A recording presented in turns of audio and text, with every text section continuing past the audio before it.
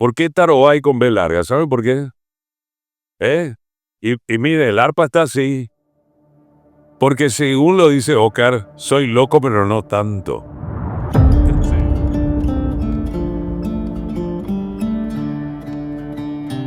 Con mucho traqueteo, ¿verdad? Muchos ensayos, muchas cuestiones en un concierto tan grande como esto, pero bueno, con la confianza que me acompaña un gran grupo de artistas, de músicos.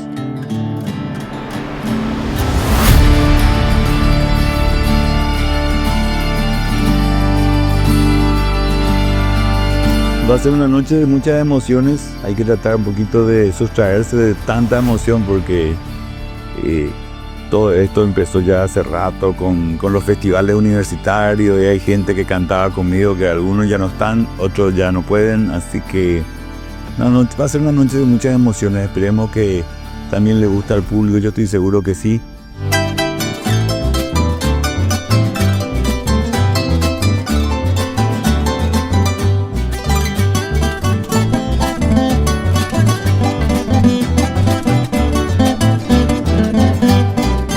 Y bueno, de paso y fundamentalmente con una gran satisfacción de poder ayudar a los niños con esa terrible enfermedad por medio de Azuleo. Así que estamos muy contentos de todo lo que se está haciendo.